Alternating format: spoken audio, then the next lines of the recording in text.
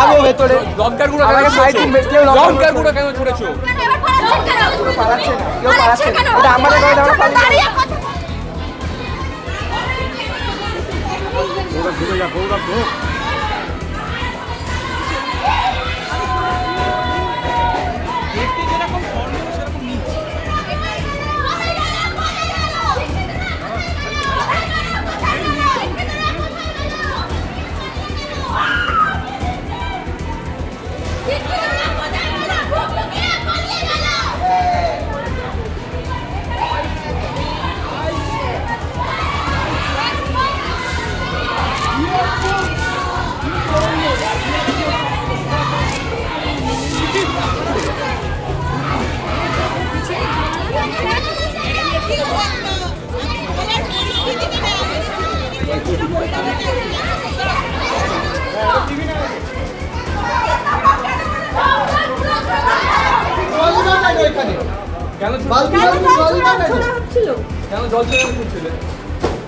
অনেক লোক তো ছুড়েছে। হ্যাঁ বলো তো মানে কেন ছুড়লে? মুখটা ঘোরাও, মুখ ঘোরাও, মুখ ঘোরাও, কিন্তু মুখ পিছিয়ে কেন? ওটা ফাটো। ওটা কে বলেছে? আমি বলেছি। আমরা সকলেই বুঝতে পেরেছি যে অভিযোগ তারা করছে যে ভিতরে যেভাবে রং খেলা চলছে তা সত্যি অত্যন্ত বিশৃঙ্খল পরিস্থিতি তৈরি হয়েছে যোগেশচন্দ্র ল কলেজের ভিতরে।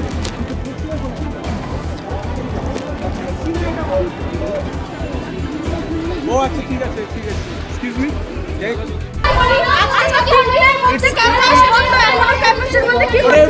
আমাদের ডে কলেজের টাইমে ল কলেজের স্টুডেন্টরা কি করছিল? 3:15 বাজে 3টে পরবর্তীকালে নিয়মনে 3টে পর্যন্ত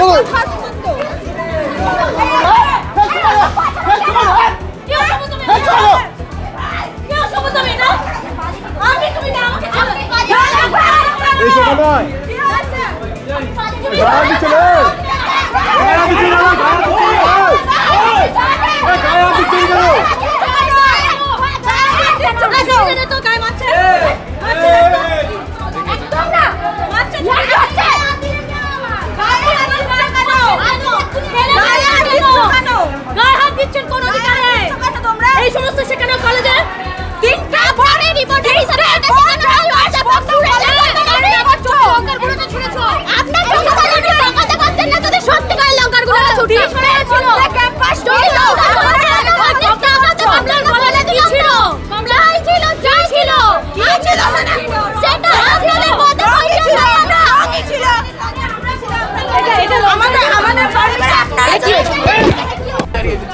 আমাদের শুরু হয়েছিল আমাদের গভর্নিং বডি আজ মিটিং ছিল, জিবি প্রেসিডেন্ট এসেছিলেন।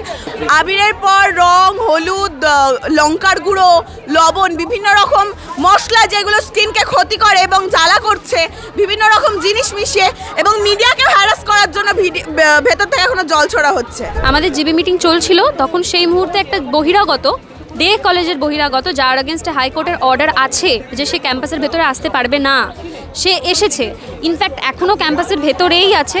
আমরা যেই মুহূর্তেই কথাটা জানতে পারি আমরা মালারায়ের কাছে কথা নিয়ে যাই, পুলিশের কাছে কথাটা নিয়ে যাই, তারা কোনো রকম কোনো অ্যাকশন নেননি, এখনও পর্যন্ত নেননি। মালারায় গাড়ি করে বেরিয়ে গেলেন, কিছু করা হয়নি। আর ঠিক তারপরেই আমরা যেই মুহূর্তে বেরিয়েছিলাম পুলিশদেরকে জানানোর জন্য, তখনই তারা ডে কলেজের কিছু স্টুডেন্টসরা হোলি খেলার নামে আমাদেরকে আটকে রেখেছে বাইরে। আমরা ভেতরে যাওয়ার চেষ্টা করলেই আমাদেরকে জল ছেটানো হচ্ছে, রং খেলা হচ্ছে, মেয়েদের উপরেও রং দেওয়া হচ্ছে without any permission, without any consent. এটা তো এক রকমের হ্যারাসমেন্টই। পুলিশের কোনো ভূমিকা নেই। পুলিশ এই তো এত পুলিশ দাঁড়িয়ে আছে, আপনারা দেখতেই পাচ্ছেন। পুলিশকে আমরা যখন নিয়ে যাচ্ছি পুলিশের কাছে কথাটা, তারা শুনছেনই না আমাদের কথা ঠিকমতো, কোনো অ্যাকশনই নিচ্ছেন না।